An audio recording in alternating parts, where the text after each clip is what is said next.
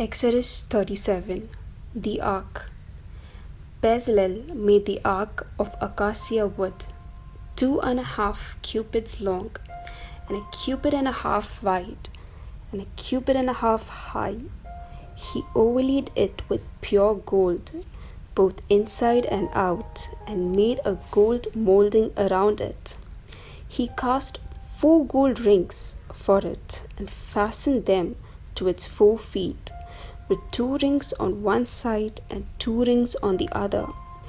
Then he made poles of acacia wood and overlaid them with gold. And he inserted the poles into the rings on the sides of the ark to carry it. He made the atonement cover of pure gold, 2.5 cubits long and a cubit and a half wide. Then he made 2 cherubim out of hammered gold at the end of the cover. He made 1 cherubim on one end and the second cherubim on the other. At the 2 ends he made them of one piece with the cover. Then the cherubim had their wings spread upward, overshadowing the cover with them. The cherubim faced each other, looking towards the cover. The table. They made the table of acacia wood, 2 cubits long, a cubit wide, and a cubit and a half high. Then they overlaid it with pure gold and made a gold molding around it. They also made around it a rim of handbreadth wide and put a gold molding on the rim. They cast 4 gold rings for the table and fastened them to the 4 corners where the 4 legs were. The rings were put close to the rim to hold the poles used in carrying the table. The poles for carrying the table were made of acacia wood and were overlaid with gold, and they made from pure gold the articles for the table, its plates and dishes and bowls and its pitchers for the pouring out of drink offerings. The lampstand. They made the lampstand of pure gold. They hammered out its base and shaft, and made its flower-like cups, buds and blossoms of one piece with them. 6 branches extended from the sides of the lampstand, 3 on one side, 3 on the other. 3 cups shaped like almond flowers with buds and blossoms were on one branch, 3 on the next branch, and the same for all 6 branches extending from the lampstand. And on the lampstand were 4 cups, shaped like almond flowers with buds and blossoms. 1 bud was under the first pair of branches extending from the lampstand, a 2nd bud under the 2nd pair, and the 3rd bud under the 3rd pair. 6 branches in all. The buds and the branches were all of one piece with the lampstand, hammered out of pure gold. They made its 7 lamps as well as its wicks, trimmers and trays of pure gold. They made the lampstand and all its accessories from 1 talent of pure gold. The altar of incense. They made the altar of incense out of acacia wood. It was square, a cubit long and a cubit wide and a cubit high, its horns of one piece with it. They overlaid the top of all the sides and the horns with pure gold and made a gold molding around it. They made 2 gold rings below the molding, 2 on each of the opposite sides, to hold the poles used to carry it. They made the poles of acacia wood and overlaid them with gold.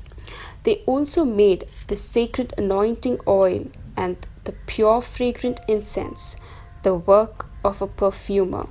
Exodus 38. The altar of burnt offering. They built the altar of burnt offering of acacia wood, 3 cubits high. It was square, 5 cubits long, and 5 cubits wide. They made a horn at each of the 4 corners, so that the horns and the altars were of one piece, and they overlaid the altar with bronze. They made all its utensils of bronze, its pots, shovels, sprinkling bowls, meat forks, and fire pans. They made a grating for the altar, a bronze network to be under its ledge.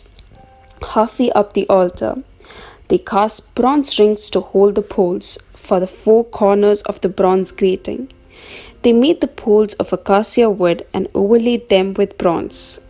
They inserted the poles into the rings so they would be on the side of the altar for carrying it.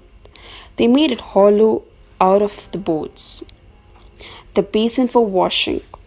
They made the bronze basin and its bronze stand from the mirrors of the women who served at the entrance to the tent of meeting. The courtyard. Next, they made the courtyard. The south side was 100 cubits long and had curtains of finely twisted linen with 20 posts and 20 bronze bases and with silver hooks and bands on the post. The north side was also 100 cubits long and had 20 posts and 20 bronze bases with silver hooks and bands on the post. The west end was 50 cubits wide and had curtains with 10 posts and 10 bases and with silver hooks and bands on the post. The east end towards the sunrise was also 50 cubits wide. Curtains 15 cubits long were on one side of the entrance with 3 posts and 3 bases, and curtains 15 cubits long were on the other side of the entrance to the courtyard with 3 posts and 3 bases. All the curtains around the courtyard were of finely twisted linen. The bases for the posts were bronze. The hooks and the bands on the posts were silver, and their tops were overlaid with silver. So all the posts of the courtyard had silver bands. The curtain for the entrance to the courtyard was made of blue, purple, and scarlet yarn and finely twisted linen, the work of an embroiderer. It was 20 cubits long and like the curtains of the courtyard, 5 cubits high, with 4 posts and 4 bronze bases. Their hooks and bands were silver, and their tops were overlaid with silver. All the 10 pegs of the tabernacle and the surrounding courtyard were bronze. The materials used. These are the amount of materials used for the tabernacle of the covenant law, which were recorded at Moses' commanded by the Levites under the direction of Ithamar, son of Aaron, the priest. Bezalel, son of Uri, the son of Hur, of the tribe of Judah, made everything the Lord commanded Moses. With him was Oholiab, son of Ahisamach, of the tribe of Dan, an engraver and designer and an embroiderer in blue, purple, and scarlet yarn and fine linen. The total amount of gold from the wave offering used for all the work on the sanctuary was 29 talents and 730 shekels according to the sanctuary shekel. The silver obtained from those of the community who were counted in the census was 100 talents and 1,775 shekels according to the sanctuary shekels. 1 baker per person, and it's half a shekel according to the sanctuary shekel from everyone who had crossed over to those counted 20 years old or more, a total of 6,03,50 men. The 100 talents of silver were used to cast the bases for the sanctuary, and for the curtain 100 bases from the 100 talents, 1 talent for each base. They used the 1,775 shekels to make the hooks for the post, to overlay the top of the post, and to make their bands. The bronze from the wave offering was 70 talents and 2,400 shekels. They used it to make the bases for the entrance to the tent of meeting. The bronze altar with its bronze grating and all its utensils. The bases for the surrounding courtyard and those for its entrance, and all the 10 pegs for the tabernacle and those for the surrounding courtyard. Exodus chapter 39. From the blue, purple, and scarlet yarn they made woven garments for ministering in the sanctuary. They also made sacred garments for Aaron as the Lord commanded Moses. They made the ephod of gold, and of blue, purple, and scarlet yarn, and of finely twisted linen. They hammered out thin sheets of gold, and cut strands to be worked into the blue, purple, and scarlet yarn, and fine linen, the work of skilled hands. They made shoulder pieces for the ephod, which were attached to two of its corners, so it could be fastened. Its skillfully woven waistband was like it, of one piece with the ephod, and made with gold, and with blue, purple, and scarlet yarn, and with finely twisted linen, as the Lord commanded Moses. They mounted the onyxes stones in gold filling settings, and engraved them like a seal with the names of the sons of Israel.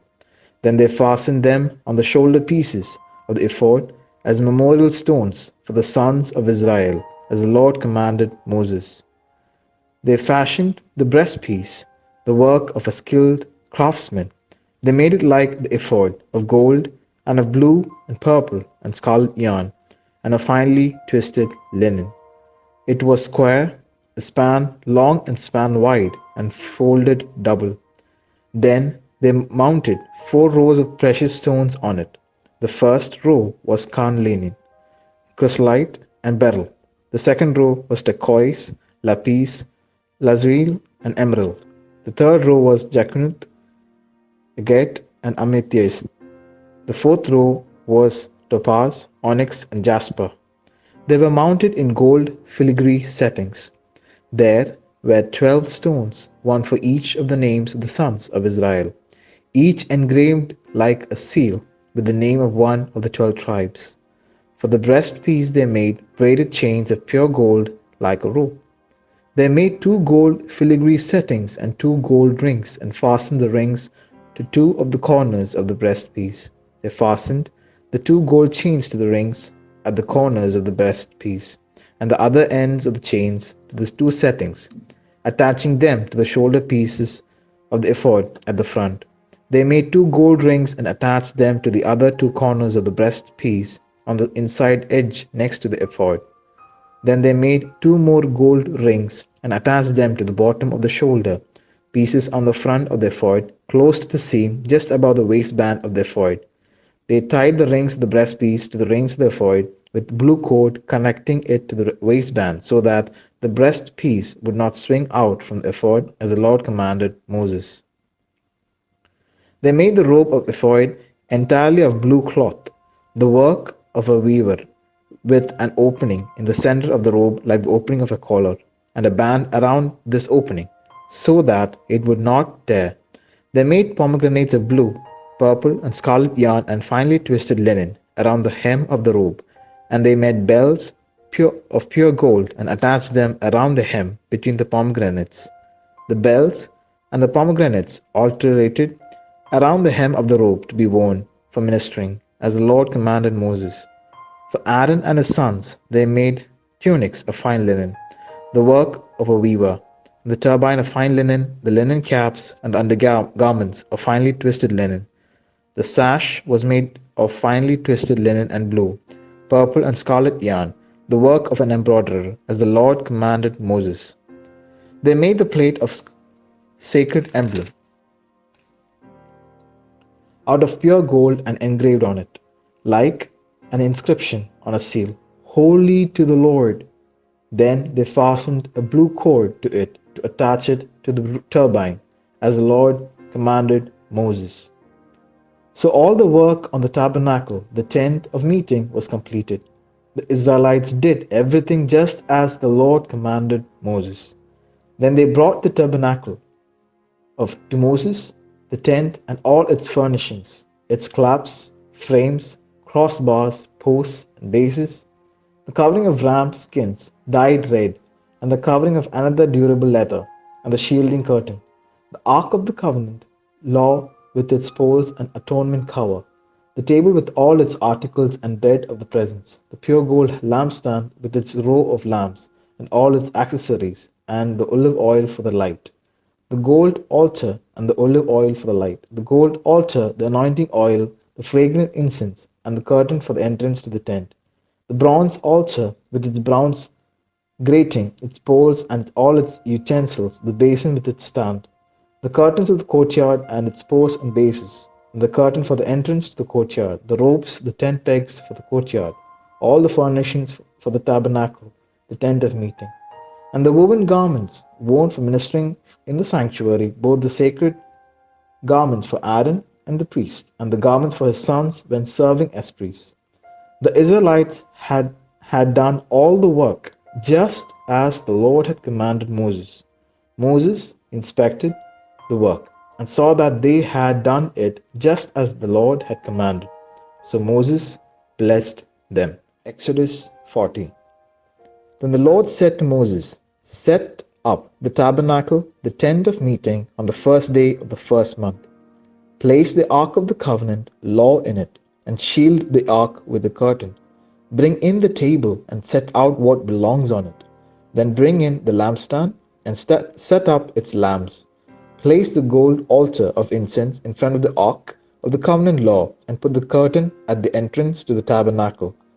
Place the altar of burnt offering in front of the entrance to the tabernacle, the tent of meeting.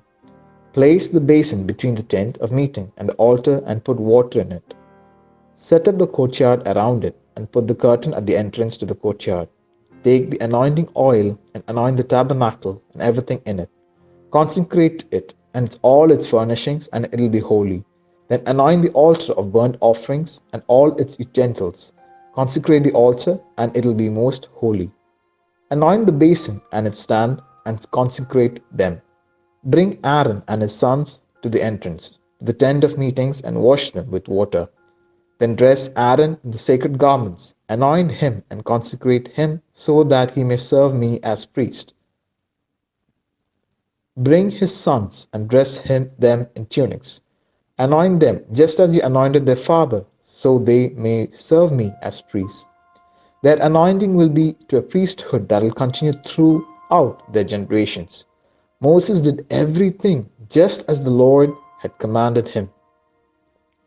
So the tabernacle was set up on the first day of the first month in the second year. When Moses set up the tabernacle, he put the bases in place, erected the frames, inserted the crossbars, and set up the posts. Then he spread the tent over the tabernacle and put the covering over the tent as the Lord commanded him. He took the tables of the covenant law and placed them in the ark, attached the poles to the ark, and put the atonement cover over it. Then he brought the ark into the tabernacle and hung the shielding curtain and shielded the ark of the covenant law, as the Lord commanded him. Moses placed the table in tent of the meeting on the north side of the tabernacle, outside the curtain, and set out the bread on it, before the Lord as the Lord commanded him. He placed the lampstand in tent of the meeting opposite the table on the south side of the tabernacle, and set up the lamps before the Lord as the Lord commanded him. Moses placed the gold altar in the tent of meeting in front of the curtain, and burnt fragrant incense on it, as the Lord commanded him. Then he put up the curtain at the entrance to the tabernacle. He set the altar to burnt offering near the entrance to the tabernacle, the tent of meeting, and offered on it burnt offerings and grain offerings, as the Lord commanded him. He placed the basin between the tent of meeting and the altar, and put water in it for washing. And Moses and Aaron and his sons used it to wash their hands and feet. They washed whenever they entered the tent of meeting and approached the altar, as the Lord commanded Moses. Then Moses set up the courtyard around the tabernacle and altar, and put up the curtain at the entrance to the courtyard. And so Moses finished the work. Then the cloud covered the tent of meeting, and the glory of the Lord filled the tabernacle. Moses could not enter the tent of the meeting, because the cloud had settled on it, and the glory of the Lord filled the tabernacle. In all the travels of the Israelites, whenever the cloud lifted from above the tabernacle, they would set out. But if the cloud did not lift, they did not set out, until the day is lifted. So the cloud, the Lord, was over the tabernacle by day, and the fire was in the cloud by night, in the sight of all the Israelites during all their travels.